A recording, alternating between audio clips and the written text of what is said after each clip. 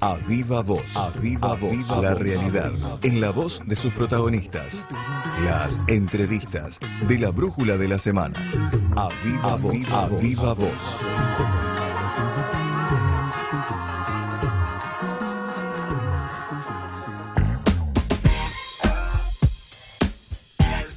11:10, continuamos en la brújula de la mañana.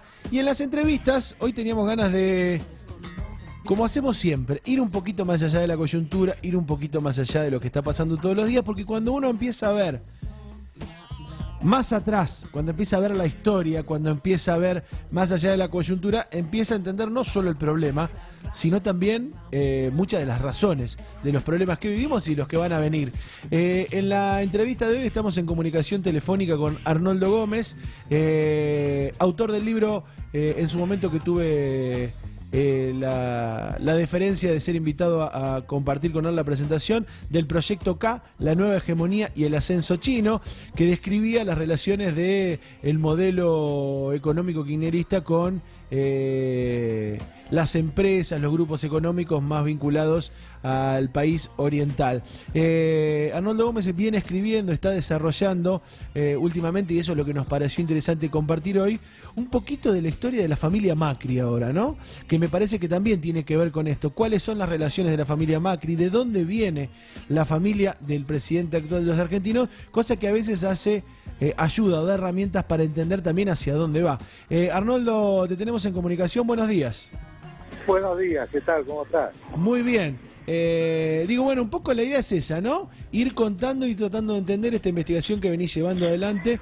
¿De dónde viene la familia de Mauricio Macri? Digo, pensando en Franco Macri, ¿qué relaciones? Bueno, ¿qué es lo que podés contarnos de eso? Bueno, el pobre Mauricio, viste, cayó en el Newman. Ajá. Porque cada uno cae donde le corresponde, claro, diríamos. Él no cayó en el Newman solo por madre, que es Blanco Villegas, sino que cayó en el Newman también por padre. Pues Franco Macri no es que fue un italiano que llegó con una mano atrás y otra adelante después de la guerra, sino que venía también de una familia importante en Italia. Ajá. O sea, ancestros terratenientes del sur. Por ejemplo, él se crió en el Colegio Máximo de Roma. Es como decirte, cuando llega a Buenos Aires da las equivalencias en el Nacional Buenos Aires. O sea, ese es el origen de Franco. Por lo tanto, cuando se piensa, muchos dan la versión de que Mauricio tiene un origen Blanco Villegas y que esa es la diferencia. No, tiene por las dos ramas cayó en el Newman. Ajá, en el Newman estamos diciendo, para el que no conoce, uno de los colegios más selectos de Buenos Aires. Claro, es uno de esos colegios donde se crían, se forman y hacen las relaciones, digamos Newman, claro. Universidad de San Andrés, Universidad Católica. Claro. Esa es la nidada de donde vienen todos los cuadros que rodean hoy a Mauricio. Ajá. Pero relaciones fomentadas ya desde ese momento, ¿no? Claro. ¿Con qué negocios llega Franco Macri a la Argentina o dónde es que desarrolla los negocios? No, Franco llegó, calculá que ellos llegan desde el año 49, de una Italia devastada, por lo tanto tienen ese origen, pero llegan como para hacerse. Muchos llegan así. Uh-huh. Él se educa, cuando yo te digo Colegio Máximo de Roma, te estoy hablando del mismo colegio donde se formó Ratazzi, actualmente dirección, digamos, el CEO de Fiat. Claro.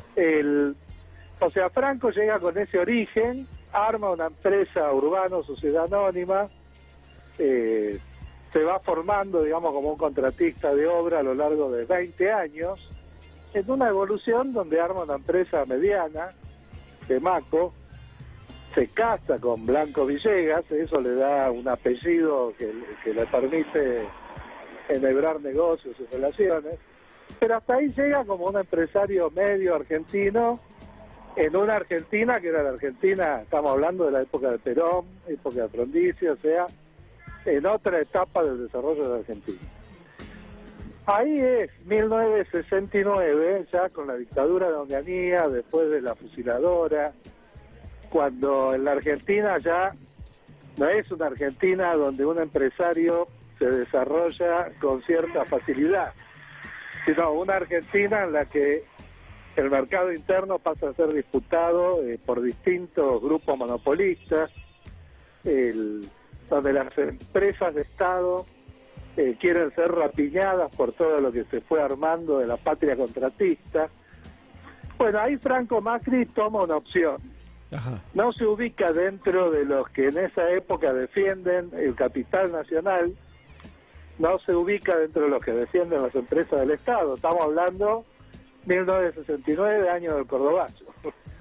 Él ahí funda Impresit Sideco, o sea, funda una empresa que es Impresit, era la gran empresa internacional de construcción de la Fiat, de los Agnelli.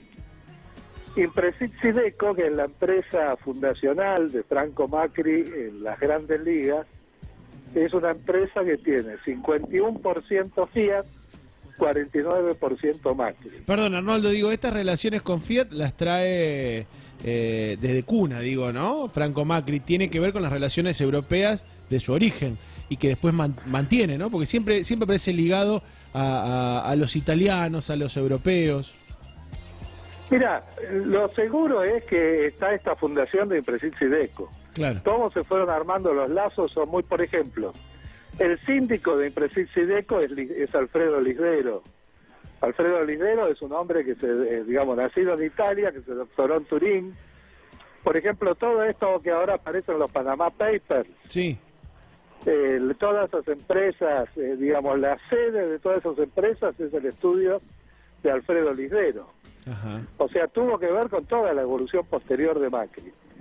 Ahora, ¿cómo se celebraron esas relaciones? No te podría decir el detalle. Lo que sí es seguro es que Franco Macri entra en las ligas grandes a partir de esta asociación, en concreto como intermediario de los Agnelli, claro, en minoría. Estoy diciendo que Impresit Sideco era 51% Fiat, 49% Franco Macri. Bueno, esta es lo que decimos. O sea, ahí el OPTA y un capitalista argentino, un burgués argentino, siempre tiene esta opción. O defiende el capital nacional o pasa a ser intermediario de estos grupos, claro, que se disputan en la Argentina. Y ahí él toma ese paso, ¿no? Él ahí podemos decir que se define como un burgués intermediario que pasa a trabajar para los distintos grupos monopolistas que disputan la Argentina. Y cuando vos decís distintos, toda esa etapa con los Agnelli. Por eso vos decís distintos grupos. Después tiene un cambio o un viraje hacia otros grupos internacionales o otros monopolios de otros países. Él después tomó una relación muy importante con China cuando la Fiat vuelve a la Argentina y ellos tienen que abandonar la gerencia de Sebel. Ajá. Pero habría que estudiar bien cómo fue ese cambio y hasta dónde, los vínculos con su origen, con los Agnelli nunca se pierden. Vos fijate que hoy el hombre clave de Fiat, que es Ratazzi, es uno de los principales apoyos del gobierno de Macri. Claro. Además, solo podés explicar la posición de la gobernación de Córdoba por la posición de Ratazzi. Claro.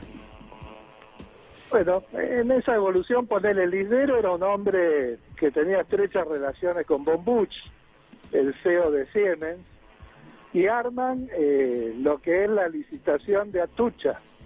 O sea, ni bien arman Impresit Sideco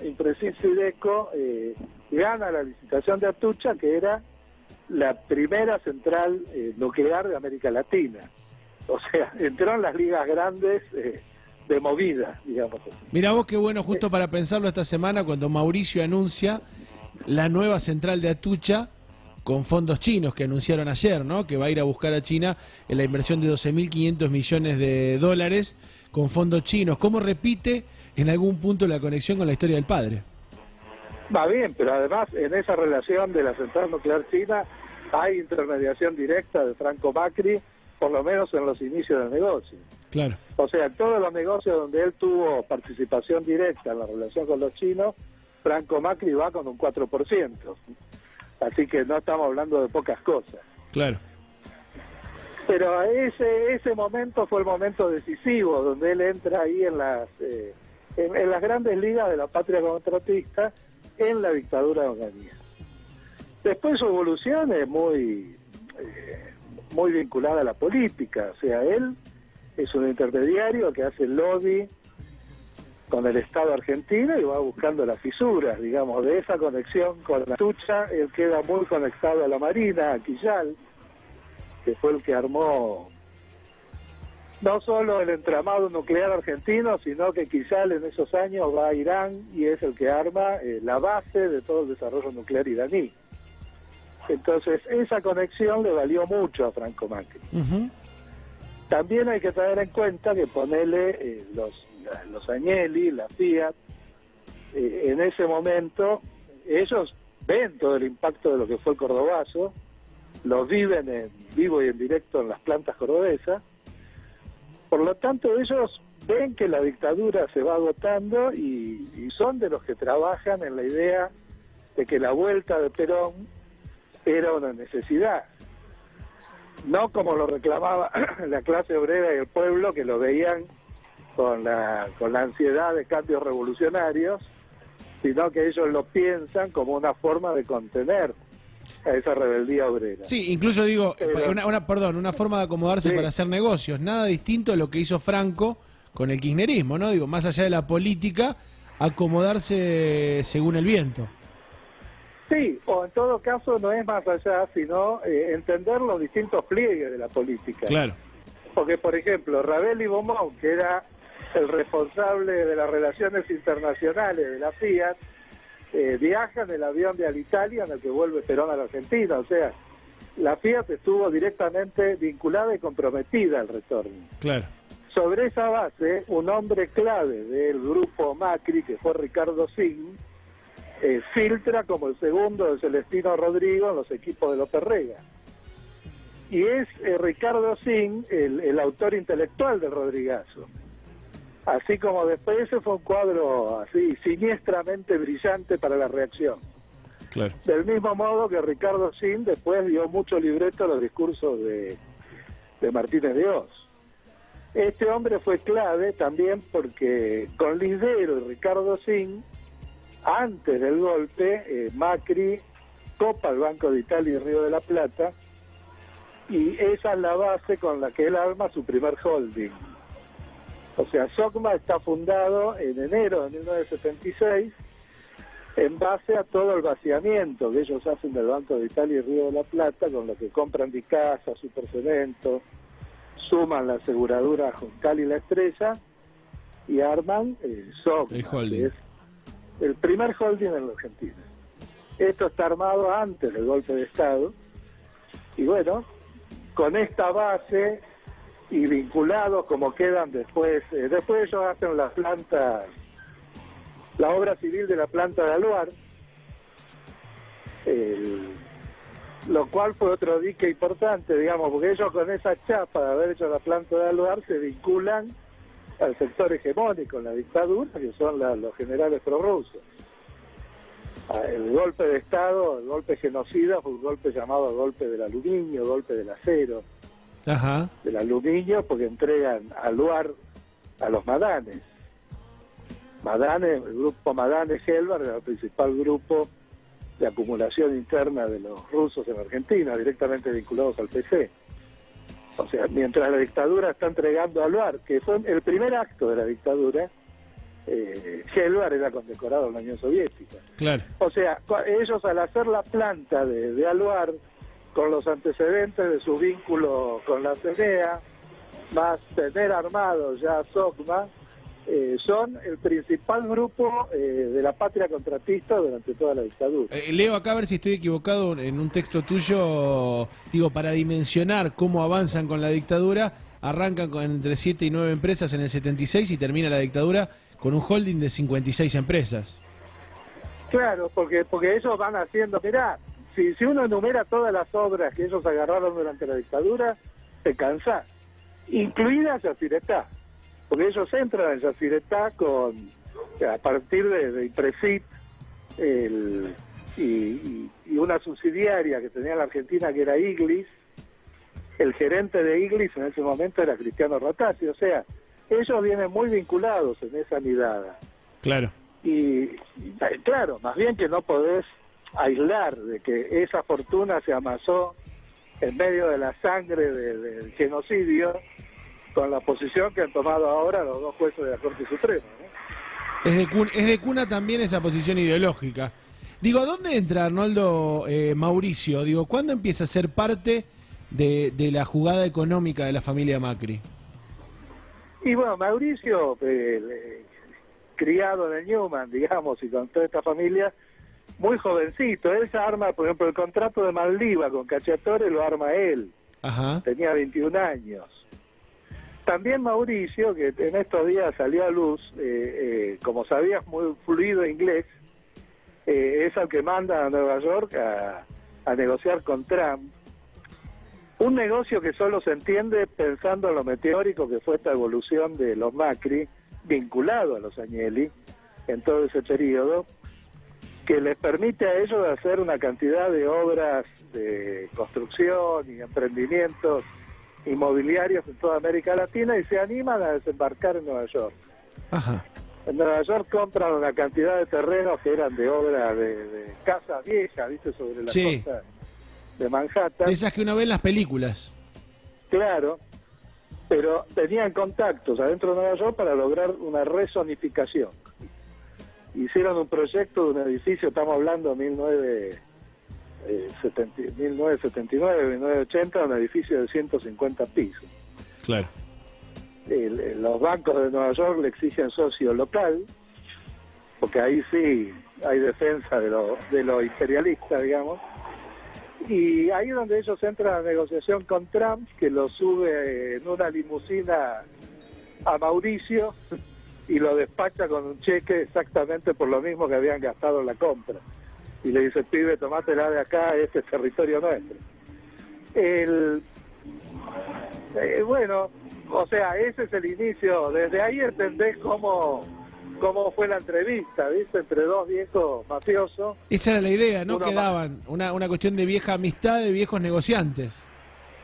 Sí, ¿viste? Cuando un mafioso lo caga al otro, después lo quiere. Claro. Ese es el vínculo que tienen. Se miraban con complicidad, ¿viste? Que Trump le dice, ¿quién hubiera dicho que nos íbamos a ver acá 30 años después? Nadie, gritó Mauricio, porque efectivamente es así.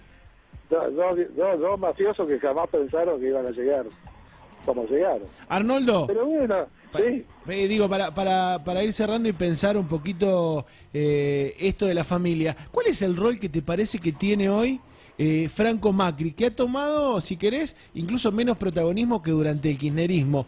Es a propósito, digo, le ha traído algunos problemas lo familiar y ahora lo han puesto en un segundo plano, pero ¿cuál es el rol que da la sensación que tiene hoy Franco? Mirá,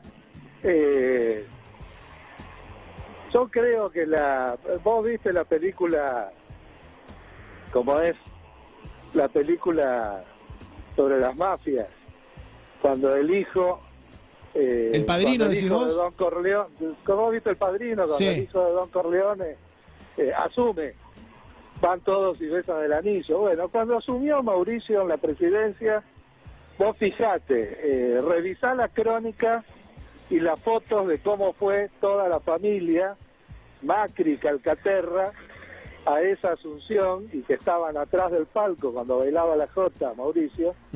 Ahí fueron todos a besar el anillo y la jefatura pasó a tenerla Mauricio. Claro. Esa es la situación. Y ha quedado supeditado, si se quiere, lo de Franco a negocios más en segundo plano. Ha quedado supeditado, digamos. Mauricio tuvo la tesis de que había que entrar en la política. O sea, para entender el segundo momento hay que entender la vuelta de, digamos, ellos alcanzan la cumbre cuando toman el control de Sebel. Claro. No va a haber tiempo, eso sería para otra audición cómo fue eso, pero sí decir que cuando Fiat decide volver a la Argentina y pone a un hombre de su sangre, digamos, a Cristiano Ratazzi al frente de la Fiat Argentina, que es sucesor directo de los Agnelli, es hijo de Susana Agnelli, Cristiano. Entonces, Franco queda sin sostén internacional directo. Él lo dice con mucha claridad cuando asume Kirchner. Él dice, cuando le quitan el correo, dice, sin una pata internacional es muy difícil. Y ahí acelera sus vínculos con China. Pero esto no quiere decir que se hayan roto los vínculos con Italia. Claro, no claro. Se diversifica. No entender los negocios que sostiene Mauricio. Por eso hubo ahí una diferencia familiar, unos inclinados para un lado, otros para el otro, pero teniendo en cuenta que hay una cláusula interna de SOCMA por la cual está prohibido vender las acciones de SOCMA a ningún miembro por fuera de la familia. Claro, claro. Por eso Mauricio, cuando asume la presidencia, da todas sus acciones a sus hijos, para parecer descomprometido. Pero la liga SOCMA no se pierde. Algo parecido a lo que pasó cuando asume en la ciudad con su primo, ¿no? Con Ángelo Calcaterra. Claro, esos son traspasos ficticios. Claro, claro, claro. Arnoldo, la verdad que sí, vamos a volver a charlar porque esto da para rato. Te agradecemos este rato de charla que tenés con nosotros y bueno, y seguimos atentamente tu trabajo. Bueno, y veremos otra vez de un teléfono fijo, no sé. Salió muy bien. No, salió muy bien el audio, salió muy bien el audio. Estábamos preocupados por la telefonía celular, pero salió bien. Así que, bueno, ya estará en las redes para poder volver a escucharlo. Te mandamos un abrazo muy, pero muy grande. Bueno, un abrazo a todos, don Rosario. Hasta luego. Charlábamos con Arnoldo Gómez, escritor, investigador, que está ¿no? Investigando un poquito esto que decimos siempre, cómo para entenderlo de hoy hay que empezar a pensar un poquito más atrás. Y mirá si es interesante, ¿no? La historia de la familia Macri, de las relaciones de la familia Macri, y cuando vos empezás a rastrear, nada de lo que pasa hoy, ni un solo negocio de los que se fomentan desde el Estado, está lejos de las relaciones de la familia de Mauricio Macri, ni está lejos de las relaciones que ya venían haciendo desde la época que Franco llega a la Argentina. Sí, así y por fuera de los discursos, principalmente esto de la retórica que se vio en el último tiempo, que decía... Hay que mirar los negocios. Claro. Hay que mirar los negocios para entender la política.